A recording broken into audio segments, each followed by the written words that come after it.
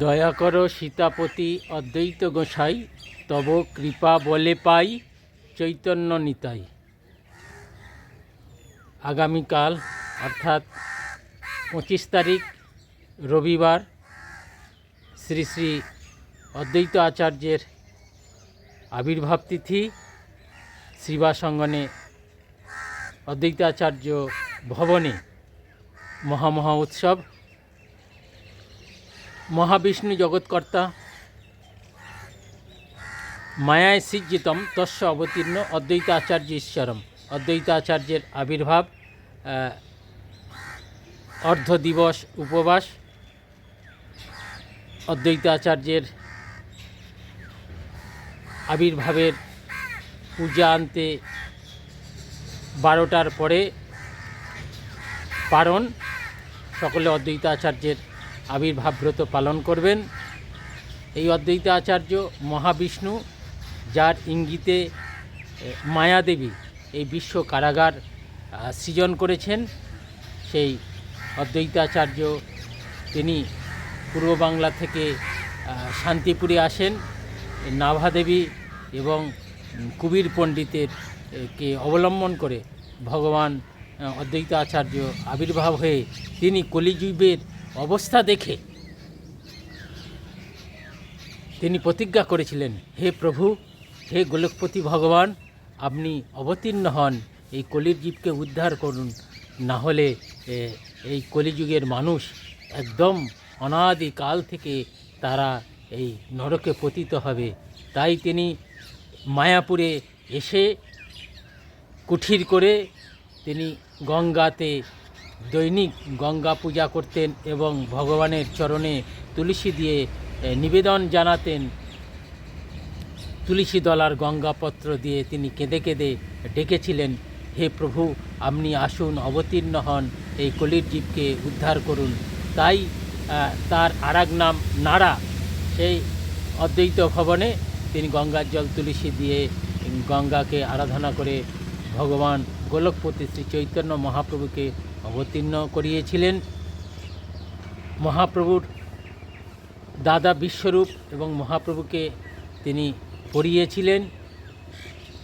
অদ্বৈত আচার্য তিনি অদ্বয় বস্তু ভগবান শ্রীকৃষ্ণের সম্পর্কে ভক্তি দান করেন, শিক্ষা দেন বলে তিনি অদ্বয় বস্তু শ্রী ভগবানকে ভক্তি প্রদান করেন এবং জগজ্জীবকে প্রদান করেছেন বলে তিনি অদ্বৈত আচার্য। সেই অদ্বৈত আচার্য তিনি এক সময় শ্রীবাসঙ্গনে বিষ্ণু ঘট্টায় বসে যখন ভগবান প্রার্থনা করছিলেন যে কোন কোন ভক্ত আমার কাছে কিভাবে কি প্রার্থনা করে, আমি তাই তাদেরকে সেই সমস্ত বরদান করব। তাই অদ্বৈত আচার্য তিনি ভগবান চৈতন্য মহাপ্রভুর কাছ থেকে বর চেয়ে নিয়েছিলেন, প্রভু, নীচ, শূদ্র এবং ছোট জাতি এবং মাতৃজাতি, অবলা নারী, তাদেরকে আপনি কৃষ্ণ ভক্তি দান করুন, তারা সকলে যেন আপনার চরণে ভক্তি করে আপনাকে লাভ করতে পারে। তাই মহাপ্রভু সেই অদ্বৈত আচার্যের বাসনা পূরণ করেছিলেন। তাই মাতৃগণ এবং অন্যান্য ছোট জাতিগণ তাই মহাপ্রভুর আরাধনা করেন। কিবা ন্যাসী কিবা বিপ্র শূদ্র কেনে নয়, যেই কৃষ্ণ তত্ত্ববেত্তা সেই গুরু হয়। তাই অদ্বৈতাচার্যের কৃপায় আমরা ভগবানের ভক্তি লাভ করেছি। তাই অদ্বৈতাচার্যের আবির্ভাব তিথি শ্রীবাসঙ্গনে অদ্বৈত প্রভুর আবির্ভাব ভক্তবৃন্দ পালন করবেন। এবং অদ্বৈতাচার্য প্রভুপাদের আর একটা বিশেষ সিদ্ধান্ত আপনারা সকলে জানুন। চৈতন্য ভাগবতে যে শ্রীবাসঙ্গনে জগৎগুরু প্রভুপাদ ভক্তি সিদ্ধান্ত সরস্বতী গোস্বামী ঠাকুর তিনি অদ্বৈত আচার্যের বিগ্রহ প্রতিষ্ঠা করেছেন এবং সেই অদ্বৈত আচার্য মহাপ্রভুকে কিভাবে আরাধনা করছেন এবং শিবাসঙ্গনে সেই অদ্বৈত আচার্য এবং মহাপ্রভুর বাড়িতে শ্রী যোগপীঠ মন্দির, মহাপ্রভুর জন্মস্থানে যে পঞ্চতত্ত্ব অদ্বৈত আচার্য আছে, সেখানে কিন্তু অদ্বৈত আচার্যের দাড়ি নাই, অর্থাৎ গৌড়ীয় বৈষ্ণবগণ দাড়িওয়ালা অদ্বৈত আচার্যকে পূজা করবে না, যেহেতু তিনি ভগবান, ভগবানের কোনো দিন দাড়ি হয় না। আমরা শান্তিপুরে দেখেছি বা আমরা চৈতন্য ভাগবতে বৈষ্ণবদের মুখে শুনেছি যে মহাপ্রভুর সঙ্গে অদ্বৈত আচার্য কন্দল হতেন। অদ্বৈত আচার্য তিনি সবসময় মহাপ্রভুর দাস্যভাবে সেবা করতেন, স্তুতি করতেন এবং চরণধূলি নিতেন, কিন্তু অদ্বৈতাচার্য তিনি সেটা করাতে মহাপ্রভু ক্ষুণ্ণ হতেন। তখন অদ্বৈতাচার্য তিনি বলে, আমি ভক্তি করে ভগবানকে ডেকে নিয়ে এসেছি, আর ভগবান আমাকে এইভাবে সম্মান করে, আমি এটা কোনো দিন গ্রহণ করতে পারবো না। তিনি তাই শান্তিপুরে গিয়ে ভক্তিকে ছোট করে জ্ঞানকে বড় করেছিলেন। সেই জ্ঞানকে বড় করতে তখন নিত্যানন্দ প্রভুকে নিয়ে চৈতন্য মহাপ্রভু বলে, চলেন, ওকে আমাকে ভক্তি করে বৈকুণ্ঠ থেকে নাড়িয়ে নিয়ে এসছেন, আর সেই অদ্বৈতাচার্য এখন জ্ঞানকে বড় করছে বলে নিত্যানন্দ প্রভুকে নিয়ে শান্তিপুরে নিয়ে এসে পিছন দিয়ে যে মহাপ্রভুর দাড়ি ধরে পিঠে কিল দিয়েছিলেন। সীতা ঠাকুরানী ছুটে এসে বললেন, প্রভু প্রভু বুড়ো কোথায় কি হয়ে যাবেন, আপনি এইভাবে আঘাত করবেন না। তখন বলছে, না, আমাকে ভক্তি করে ডেকে নিয়ে এসছেন আর এখানে এসে জ্ঞানকে বড় করছেন, তাই একে উচিত শিক্ষা দেবো। তাই অনেকে মনে করে যে অদ্বৈত আচার্যের যে পাকা দাড়ি আছে তা নয়, অদ্বৈত আচার্য তিনি সংস্কারবিহীন ছিলেন না, তিনি ছিলেন মহাপ্রভুর সম্প্রদায়ের ভক্তির মূল কাণ্ডারি। তাই সংস্কারযুক্ত চুলদারি ছিলেন না তিনি। প্রভুপাদ যেটা স্থাপন করেছেন, গৌড়ীয় বৈষ্ণবরা দাড়িওয়ালা অদ্বৈতাচার্য, দাড়িযুক্ত অদ্বৈতাচার্যের পূজা করবে না। তিনি ভগবানের অবতার, মহাবিষ্ণু, এই জন্য মহাবিষ্ণু ভগবানের দাড়ি হয় না।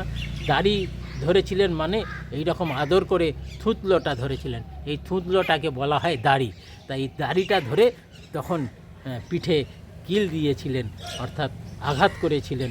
তাই জন্যে প্রভুপাদ যে মূর্তি সেবার কথা দিয়েছেন সেই মূর্তি সেবা করবেন, এবং কোনো আর্টিস্টের এবং কোনো বিভিন্ন রকম যে ছবি আছে, দাড়িওয়ালা ছবি, সেই দাড়িওয়ালা অদ্বৈত আচার্যের ছবি পূজা করবেন না।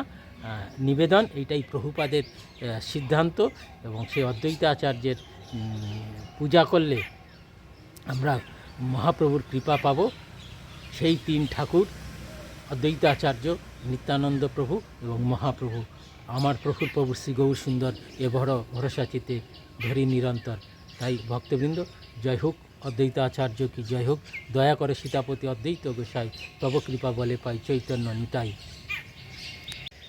অদ্বৈত আচার্যের আবির্ভাব তিথিতে সেই অদ্বৈত আচার্য ভবনে, অর্থাৎ অদ্বৈত ভবনে আমরা অদ্বৈত আচার্যের শ্রী আরতি এবং নাম সংকীর্তন সহযোগে আরাধনা করব।